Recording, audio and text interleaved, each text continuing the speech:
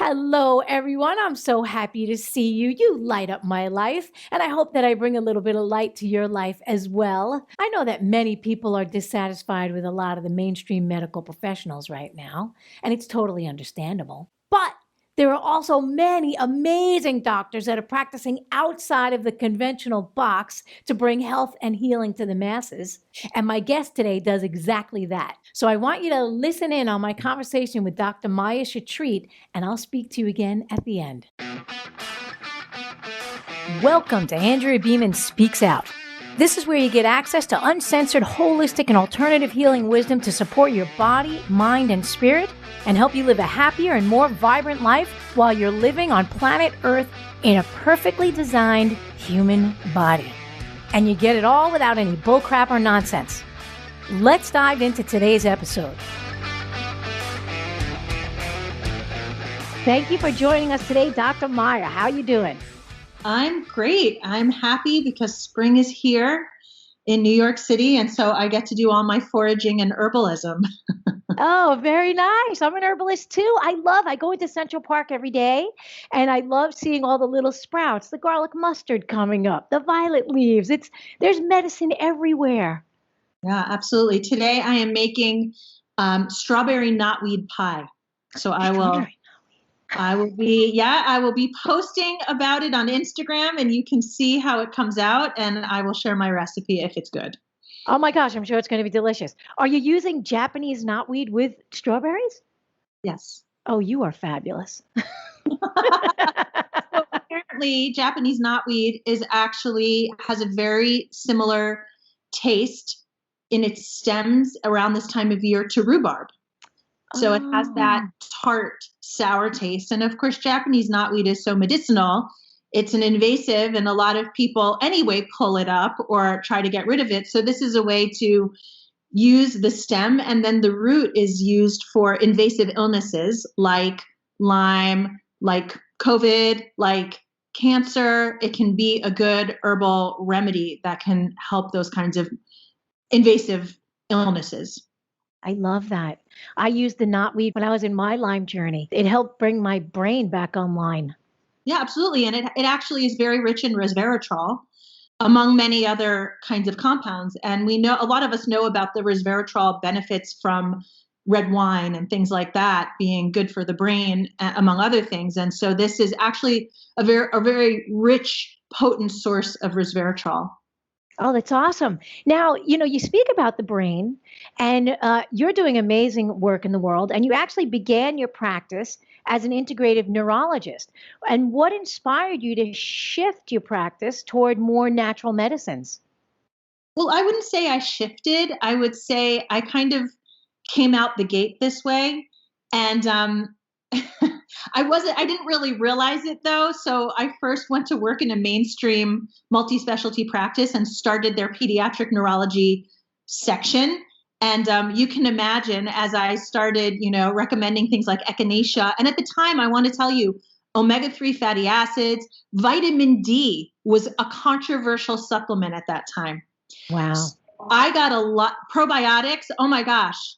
There was just so much pushback from these mainstream private practice doctors who were very well trained, very intelligent people, but they were horrified by things like giving someone a B complex, giving someone fish oil, giving someone vitamin D. Ironically, by the time it came to a point where I knew it wasn't going to be a healthy environment for me to do the work that I needed to do in the world. But after I left, some of my patients followed me, and they still were in the practice with other specialists. And they said, after I was gone, the gastroenterologist started prescribing probiotics.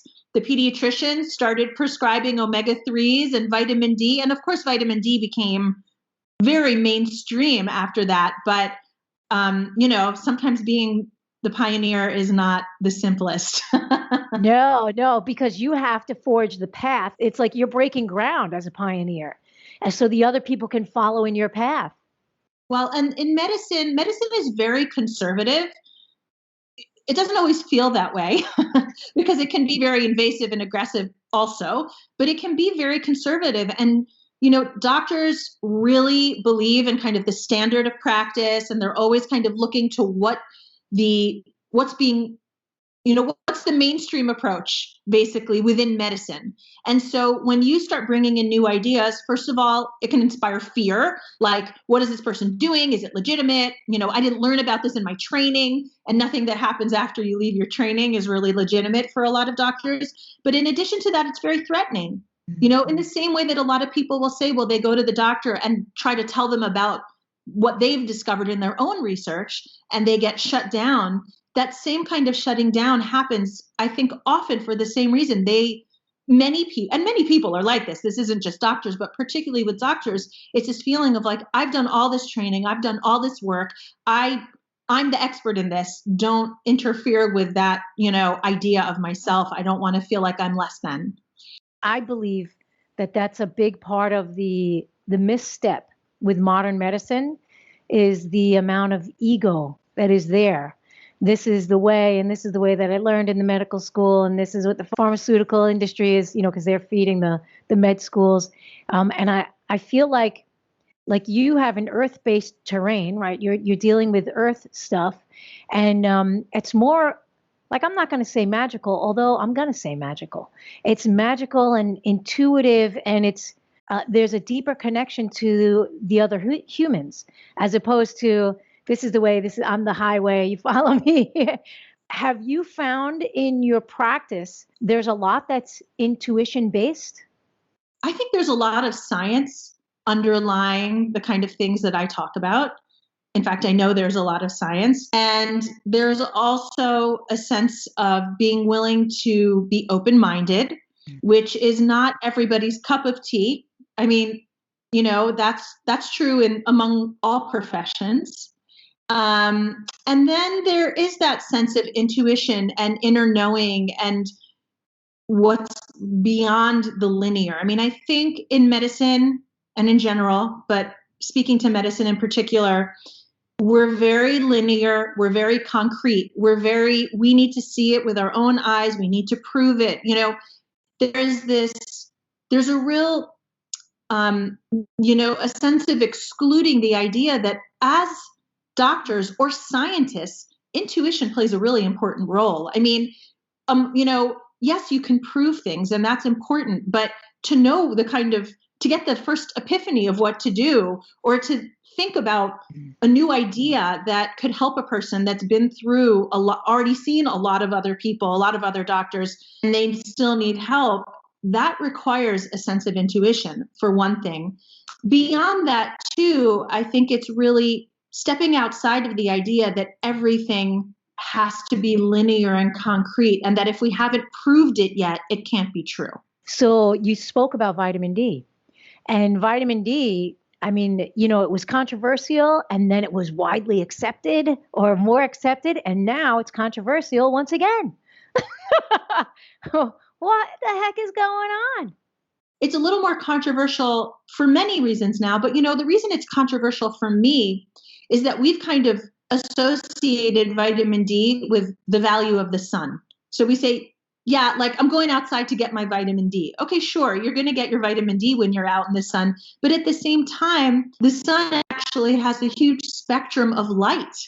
And I would think of all the different spectrums being like getting every vitamin, that you can think of, and mineral that you can think of. That's what being out in the sun can offer. So I think that was a big part of taking vitamin D supplements, was like, I don't need to go outside anymore. I'm just going to take vitamin D and not have to worry about that. Yeah. Well, I think that's the Western mentality, right? Pop a pill and you fix this, pop a pill for that, and you got a headache, take a pill. And, that's our mentality. That's what we've been indoctrinated into, unfortunately. It's a mindset that will keep people trapped. Even in the health and wellness world, I see people that are trapped all the time. They got a whole box of supplements that they're taking every day, and they're like, still don't feel good. I'm still not well. Right.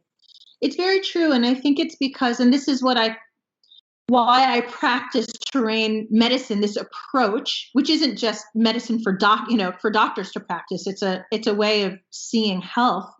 And for me, it's really about relationship. Like health and wellness is about relationship. It's about being in a good relationship with yourself, being in good relations with those around you, being in good relations with the land. And that means how you're eating. It means getting into nature. It means being in relationship with germs and microbes. It means really being in contact and thinking about where the food you're eating comes from and all of these things, rather than this sort of isolated approach, which is like a pill for the ill.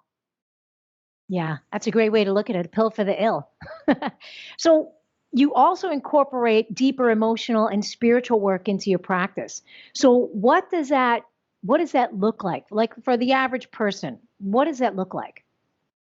Well, so I'll tell you a brief story about how I kind of came to that part of my work, which was through my son. And it's the same son who inspired my book, The Dirt Cure.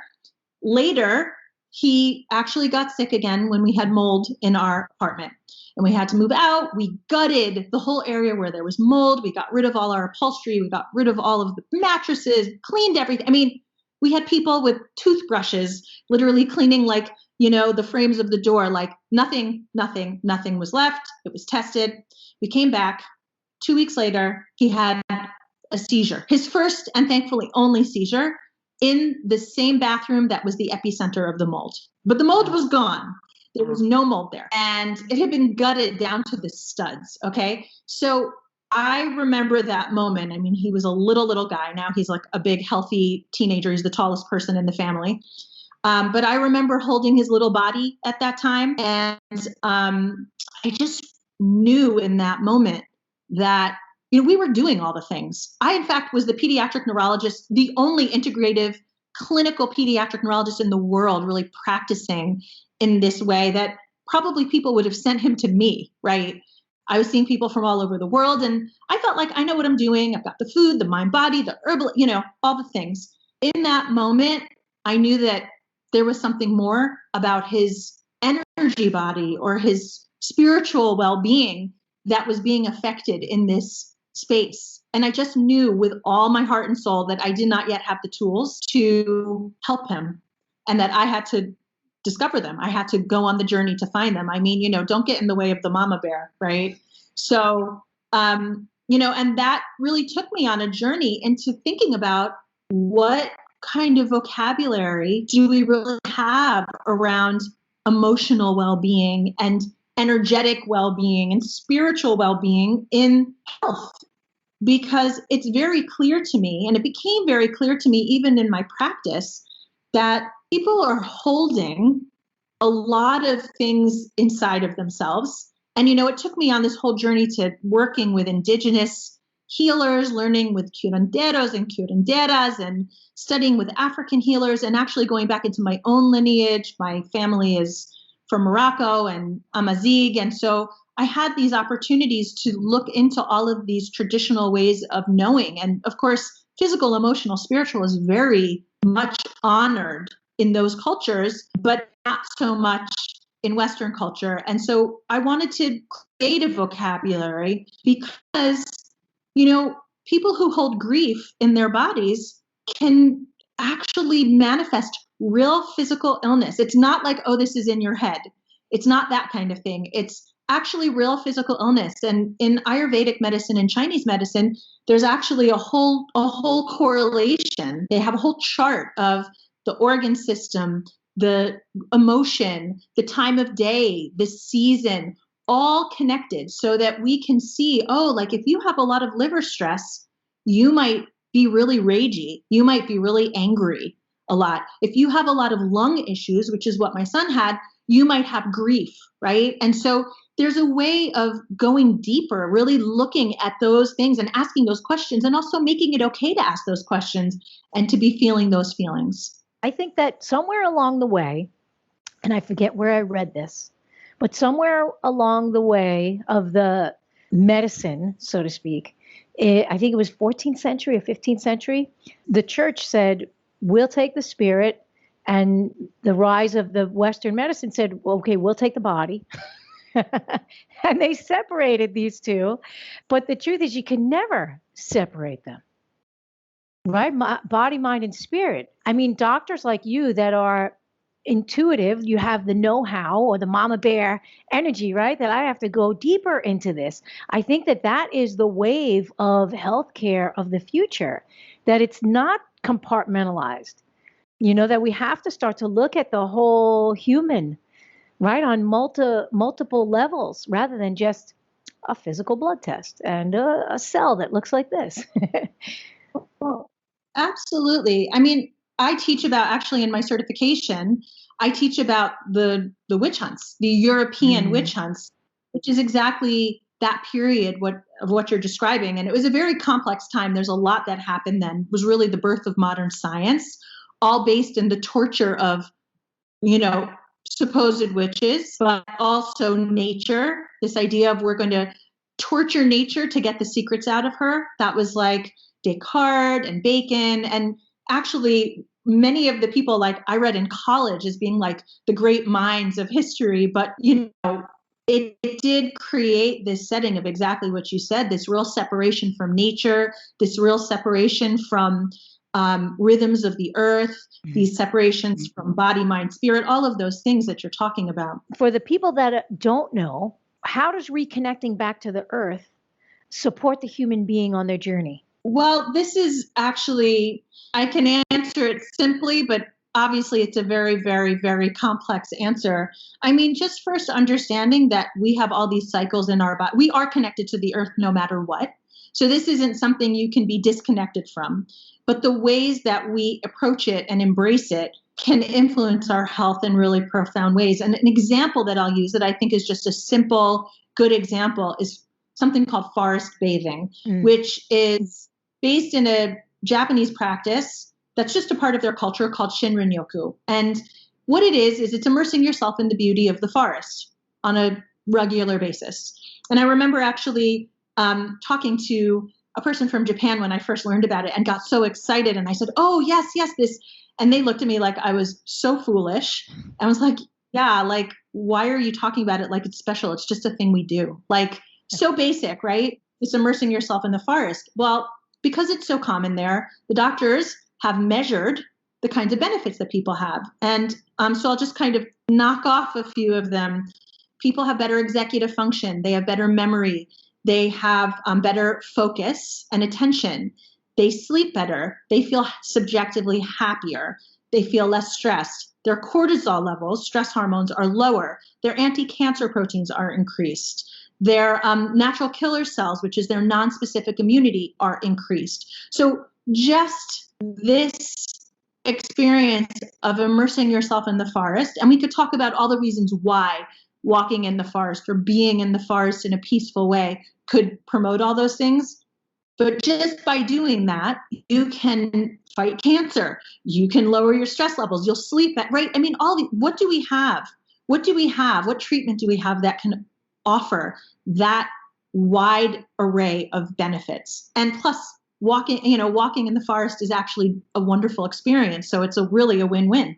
I always tell my husband and all my clients and students that I could not live in this city if I don't walk in Central Park on a daily basis, right? So underneath my feet, subways, electrical energy, right? Going back and forth all over the place. It's not a natural environment, right? To have the whole, this section of the earth, or like cities in general, covered in asphalt, right? Just thick slabs of asphalt, and then these jutting skyscrapers out of the earth, right? I think it disrupts the flow of the natural environment, but it's important for us to get back into the natural environment, even if it's just a city park somewhere, to help us feel more grounded and balanced and at peace. It's funny, I'll walk down the street and I hear the honks and all the horns beeping, and it doesn't faze me at all because my nervous system is really chilled out.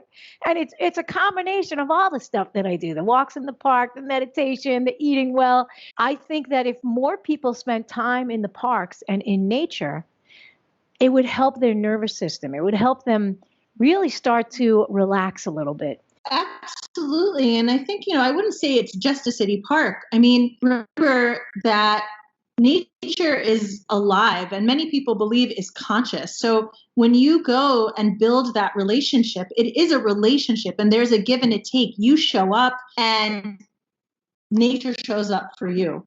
And that can be a tree growing outside of whatever building you live in. It can be a little patch of grass somewhere where you sit on your butt, and just have your lunch or take a call you need to take. It can be going and being in the park. It can be foraging. It can be, it can be any of those things. It can be listening to birds. It can be looking up at the clouds. I mean, we all have access to these things. It's certainly true that some people have more privilege and more access, and some people have less. There are some communities that don't have access to parks in the same way, and that is an issue.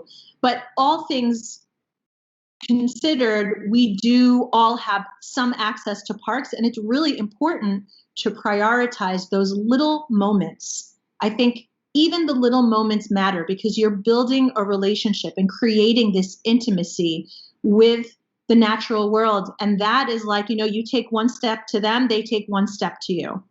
Yeah, that's great. And I like that you talked about cloud gazing. I remember growing up as a kid in Queens, New York, and we used to lay on the grass in the park and literally just look up at the clouds. Just look up at the clouds, and we'd form shapes and all these. We'd express our creativity. Oh, that one looks like a hippopotamus, right? It was a special time. It was a relaxed time. It was fun playtime, and I think that human beings forgot how to play. Somewhere along the line, we forgot to play on this planet, right? That is so gorgeous and beautiful. I don't think we've forgotten how to play. I think it was really programmed out of us. Mm-hmm. I mean, I don't think it's unintentional in a kind of whatever capitalist sort of society where, kind of based in Puritanism, that we think, work is the best thing, and achievement, and, more, and not really, for me, one of the practices, a simple practice, is exactly what you said: daydreaming, cloud gazing, star baking. Like, I love looking at stars and looking at the moon. It's just like, it's amazing. It's just taking those moments though and valuing that as much as knocking things off your to-do list, or like, doing all the to-dos that you have in your life. So I do think it's so, and playfulness is, I'm glad you said that, because I always teach people about sacred play, that play is as sacred as any other practice that, we value. And we have to really, again, prioritize playfulness. What do you think about what's going on in the world right now on a large scale? I mean, I could answer that a lot of ways, but I will choose to answer it in a particular way. When we are catapulted out of our normal routine, the ancient mystics believed that was actually a gift, that it was called an initiation. And it was a way that you could look at what you considered normal and could determine if it was really what you wanted or needed or was right for you anymore. So this period has been fascinating to me because it's really forced us to look at that question and really regard it, and to think about how we spend our time and how we want to spend our time and how we want to value the time we have while we're here. I mean, I think there's been obviously a lot of chaos, a lot of polarity, a lot of, things that I hope we're going to work through as a society. But it has been kind of a stepping back. For some people, I see that they've, gotten really into baking and cooking and things like that. For me, it ended up being a very busy time. I was 10 times busier than I usually was, which was strange, kind of the opposite. But I do think it's really important to have those kinds of experiences. This was a collective one. We all have those experiences, right? Of getting sick or losing someone we love or changing a job or things that do force us out of our normal. This was something we got as a society. So it felt pretty explosive, pretty big, but also I think very important. Yeah, I agree. And I also like what you said about something catapulting us out of our normal experience. So that brings me to my next question for you is I saw on your website that you support psychedelics, and I'm a big fan as well. I mean, as a teenager, I did them without conscious intention, and it was a totally different experience. But as an adult, when I was 38, 15 years ago, I went to Brazil and tried ayahuasca. I was stuck in my own space, trapped, and I learned so much. I went into the forest. I studied with the shamans. I had an ayahuasca experience that really. I talked to a tree. Tree had good conversations with a tree. It was a fascinating experience, and it catapulted me out of my stuck state, and it brought me to a new sense of clarity and understanding. In your support of the psychedelics, is it for the health of the brain? I mean, what's your experience with them? Well, I'll say this. So, for me, the kinds of plant medicines that I teach about, and I actually have a whole course on them. To me, they are plant medicines. They're very they're teachers. They're plant teachers, as are many plants, not just psychedelics. But it really has to do again with coming in good relationship, being, and I don't think it's for everybody. So that's something that I would say is, if someone feels a particular call, then I think that might be something to explore. I don't think it's something every single person should do. I know there are people who say that. However, there's really incredible science for people who have the right, makeup in that moment, when it's the right moment for a particular person, where it actually changes the brain for a period of time, creates new connections that were not happening before, shuts down parts of our defenses that allow some of the things that we've compartmentalized or couldn't access before to be revealed. People refer to it sometimes, 10 years of therapy in 5 hours.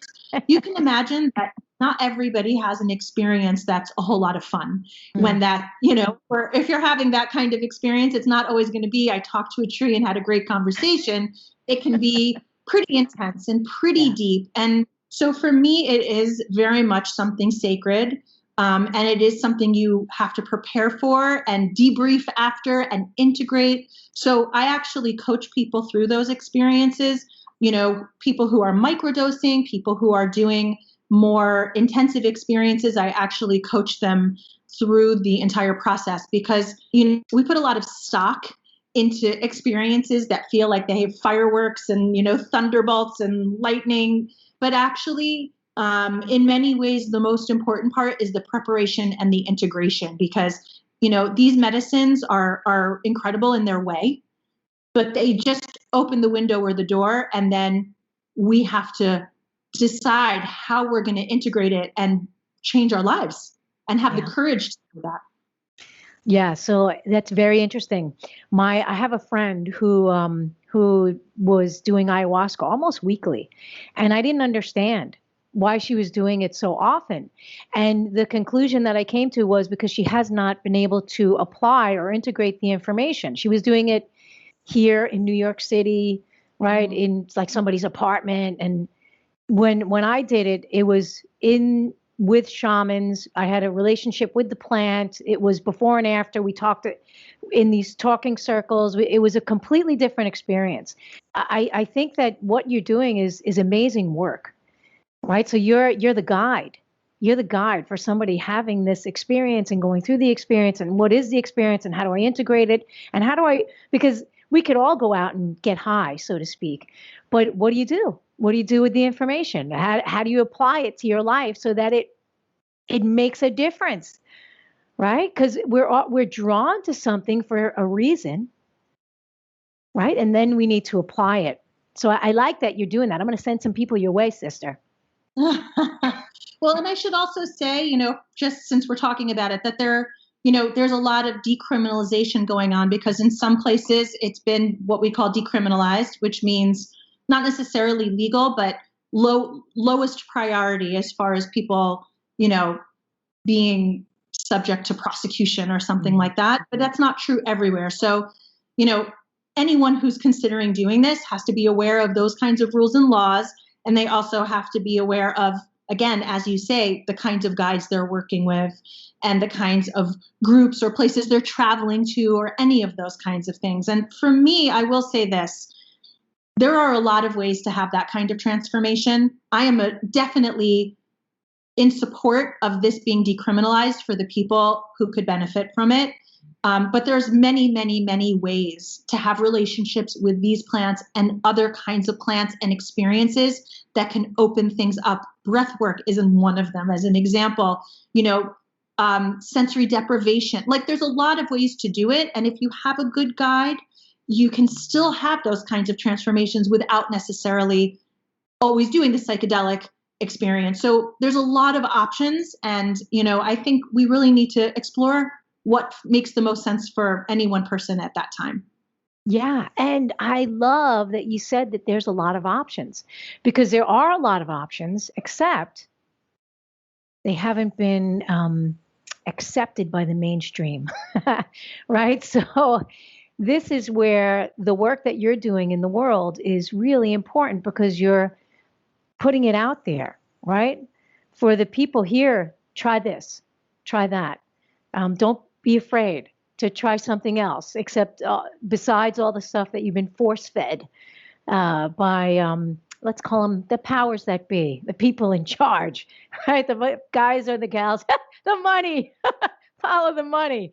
If you were to give someone one step or a first step for a transformation for their self, what would you suggest that people do? That's a big question.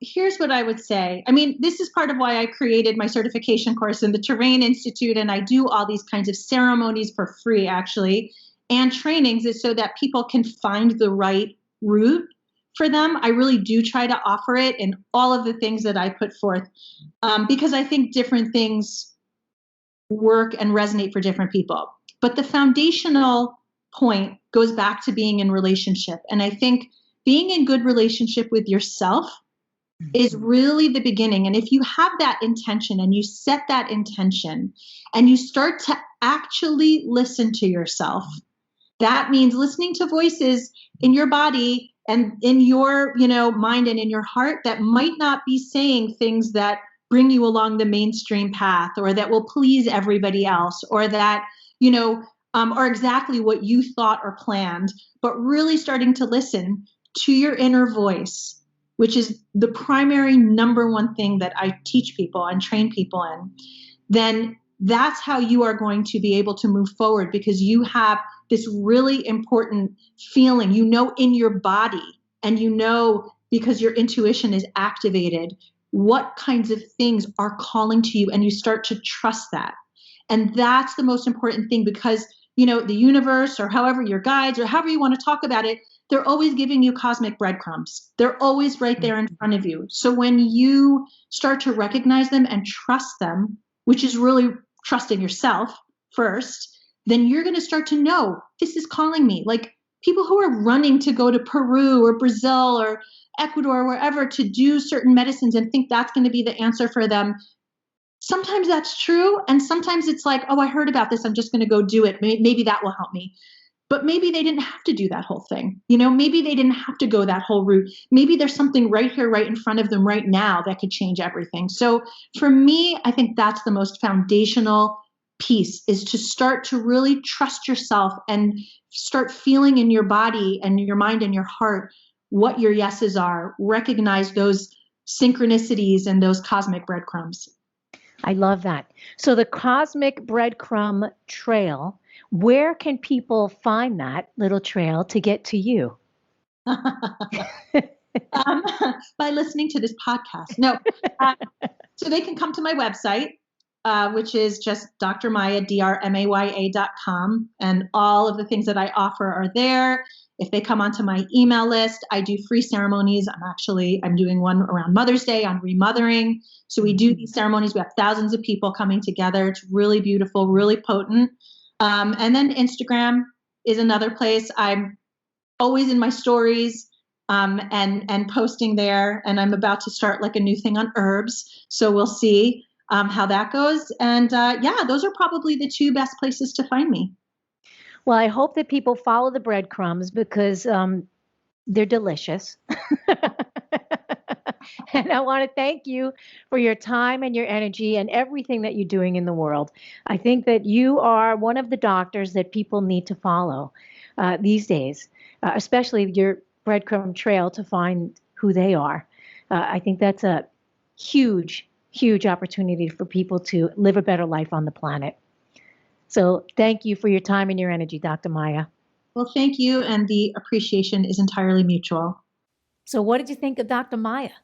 She's great, right? Hopefully, the path that she has forged and is continuing to forge will be followed by many other medical professionals. I personally believe that could make the world a happier and a healthier place. At least that's what the tree told me. Thank you for spending time with me and Dr. Maya. I hope you found our conversation interesting and helpful. I'll see you next time.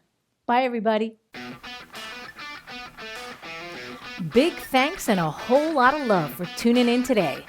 All we have in life is time, and I am honored that you spent your time with me.